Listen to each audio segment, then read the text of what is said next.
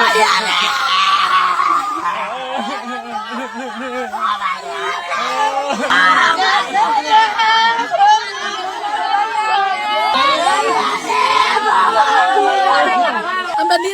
ভিডিওটি কোনো বিদ্বেষ ছড়ানো বা কোনো বিক্ষোভ বা একে সমর্থন জানিয়ে নয়, মানুষকে সতর্ক ও সচেতন রাখার উদ্দেশ্যে আজকের এই ভিডিও।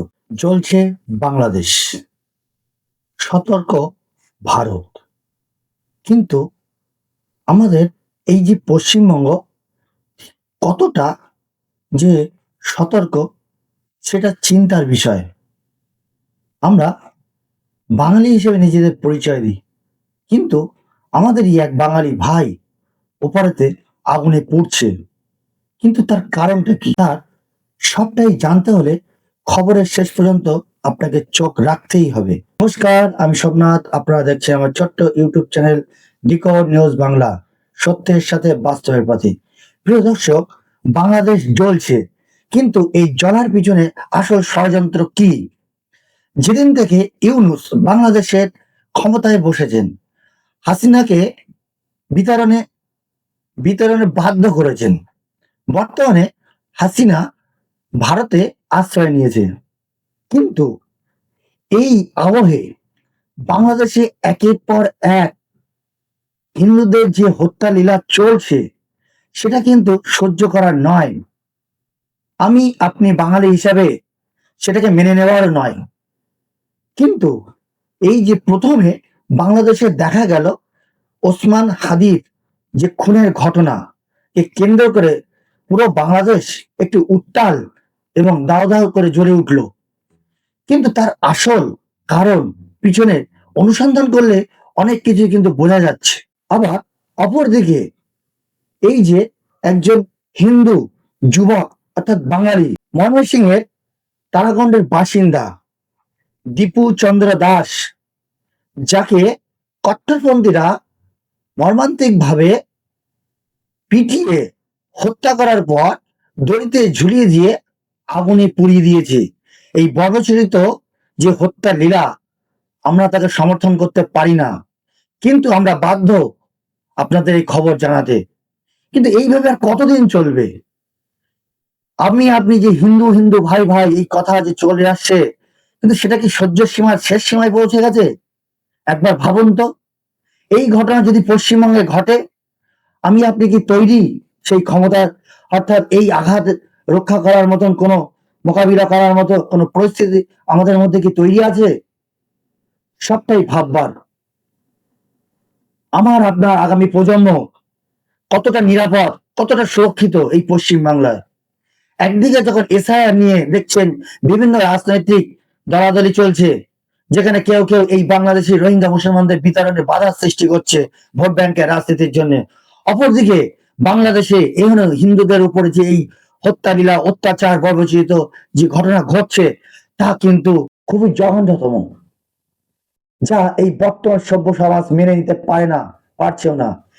এই ঘটনাটি বর্তমানে যে দীপু চন্দ্র দাসকে যে হত্যালীলা বা যে মর্মন্তিত মৃত্যু দেওয়া হয়েছে, সেটা নিয়ে কিন্তু বিশ্ব দরবারে একটা আলোড়ন সৃষ্টি হয়েছে। আমাদের সবার উচিত তার পাশে থাকার। কিন্তু এই যে বাংলাদেশে এই যে ঘটনা, এই ঘটনার আসল রহস্য আমরা যেটা অনুসন্ধান করে জানতে পারছি, যে প্রথমে এই যে হাদির অর্থাৎ ওসমান হাদির যে খুনের ঘটনাটা ঘটলো, অর্থাৎ এই খুনের ঘটনায় তারা কিন্তু ভারতকে দায়ী করে ভারত বিদ্বেষী একটি আন্দোলন চালিয়ে যাচ্ছে। ইউনূস বিভিন্ন পশ্চিমা দেশে অর্থাৎ আমেরিকা যুক্তরাষ্ট্র, চীন এদের মদতে বাংলাদেশের ক্ষমতায় বসেছে। হাসিনা সেই বিপদ থেকে রক্ষা পেতে ভারতে আশ্রয় নিয়েছে, কিন্তু ইউনূস কোনো ভোটের মাধ্যমে নির্বাচিত সরকার নয়, তিনি একজন উপদেষ্টা, অর্থাৎ সাময়িক সময়ের জন্য। জনগণের দাবি চলে আসছে বাংলাদেশে যে ভোট করাতে হবে। বিএনপি সহ হাসিনার আওয়ামী লীগ এবং বিভিন্ন যে নতুন নতুন দল সৃষ্টি হয়েছে, তারা কিন্তু প্রত্যেকেই চাইছেন বাংলাদেশে একটি নির্বাচন হোক। কিন্তু এখানেই ইউনূসের একটা প্রধান ভয়, অর্থাৎ নির্বাচন হলেই তিনি এই ক্ষমতা হারাবেন। এই ক্ষমতা হারানোর ভয়ে তিনি হয়তো এই ধরনের কোনো ঘটনা বা ষড়যন্ত্র তৈরি করে যাচ্ছেন তলে তলে। অর্থাৎ একদিকে যেমন হাদির খুনের ঘটনাকে কেন্দ্র করে উত্তাল হয়ে উঠছে বাংলাদেশ, কারণ এই হাদির মৃত্যুর পিছনে ভারতকে দায়ী করা হচ্ছে, কিন্তু প্রকৃতপক্ষে কি কোনো প্রমাণ দিতে পেরেছে? আবার দেখছি এক এক সময় ভারতের যে দূতাবাস আছে সেই দূতাবাসের সামনে বিভিন্ন ক্ষোভ বিক্ষোভ এবং কটূক্তি করা হচ্ছে। সবটাই মিলে কিন্তু একটা দ্বিধাহীন, সীমাহীন নৈরাজ্যের শিকার বাংলাদেশ। কিন্তু এই ভয়াবহ পরিস্থিতি থেকে আমাদের পশ্চিমবঙ্গবাসী অর্থাৎ বাঙালিকে শিক্ষা নেওয়া দরকার। আর কতদিন আমরা ঘুমিয়ে থাকবো, আর কতদিন আমরা এইভাবে ছন্নছাড়া হয়ে নিজেদেরকে পরিচয় দেব? সুতরাং ঐক্যবদ্ধ হওয়ার একটা সময় এসেছে। এহেন অবস্থায় আগামী দিনে যদি আমরা নতুন কিছু চিন্তা ভাবনা না করি, তাহলে এমন দীপুচন্দ্র দাসের মতন ঘটনা যে পশ্চিমবঙ্গে ঘটবে না, সেটা কিন্তু আমরা কেউ জোর গলায় বলতে পারি না। কারণ আমরা ইতিমধ্যে দেখেছি পশ্চিমবাংলার বিভিন্ন প্রান্তে আমাদের যে দেবদেবীর মূর্তি, সেই মূর্তি ভাঙা হচ্ছে, পুজো বন্ধ করে দেওয়া হচ্ছে। সবটাই যেন আমাদের কাছে একটা অসহ্যনীয় হয়ে উঠছে। তাই আমাদের উচিত এর থেকে রক্ষা পেতে যা যা পরিস্থিতি আমাদেরকে দরকার, ঐক্যবদ্ধ হওয়ার এবং জোটবদ্ধ হয়ে একটা নতুন কিছু চিন্তা ভাবনার, যার মধ্যে দিয়ে আগামী দিনে এই পশ্চিমবঙ্গ সুরক্ষিত থাকবে এবং এই পশ্চিমবঙ্গের সুরক্ষার সাথে সাথে ভারতবর্ষ সুরক্ষিত থাকবে। ভারত সরকার কিন্তু এই বিষয়ে অনেক সতর্ক পদক্ষেপ ফেলছেন। ভারতের বিভিন্ন মন্ত্রক এবং প্রধানমন্ত্রী, নিরাপত্তা উপদেষ্টা অজিত দোভাল, বিদেশ মন্ত্রী জয়শঙ্কর এর মধ্যে বিভিন্ন বৈঠক করেছেন। অর্থাৎ এই পরিস্থিতি মোকাবিলার জন্য তারাও কিন্তু প্রস্তুত।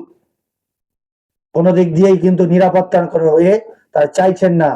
নিরাপত্তার এই ঘাটতি যাতে না ঘটে, তার জন্য ভারত সরকার প্রত্যেক দিন প্রতি মুহূর্তে আমাদের সীমান্তবর্তী বিভিন্ন দিক দিয়ে খবরাখবর রাখছেন এবং যে যে পদক্ষেপ নেওয়া উচিত সেসব পদক্ষেপগুলো গ্রহণ করছেন।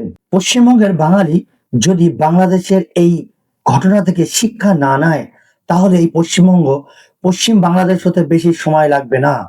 এই জন্য আপনার আমাদেরকে সতর্ক হতে হবে এবং এই সতর্কতার সাথে সাথে নিজেদেরকে ঐক্যবদ্ধ করতে হবে। বর্তমানে বাংলাদেশে হিন্দুরা সংখ্যালঘু, অর্থাৎ বাংলাদেশে এই মুহূর্তে হিন্দু জনসংখ্যা 13.1 মিলিয়ন, অর্থাৎ বাংলাদেশের মোট জনসংখ্যার 7.96% হিন্দু বসবাস করছে। বাংলাদেশে 64 জেলার প্রতি 4 জনের পঞ্চম ব্যক্তি কিন্তু হিন্দু। তা সত্ত্বেও সেখানে এই ধরনের ঘটনা ঘটছে। সুতরাং আমাদেরকে সজাগ থাকা সর্বদা উচিত এবং থাকতেই হবে। আজকের ভিডিও এ পর্যন্ত। প্রিয় দর্শক, আমার ভিডিওটি যদি আপনাদের ভালো লেগে থাকে, অবশ্যই বেশি বেশি করে লাইক করবেন এবং শেয়ার করতে ভুলবেন না। আর সেই সাথে যদি চ্যানেলে নতুন হয়ে থাকেন, তাহলে সাবস্ক্রাইব করে অবশ্যই ভাইয়ের পাশে থাকবেন। ধন্যবাদ।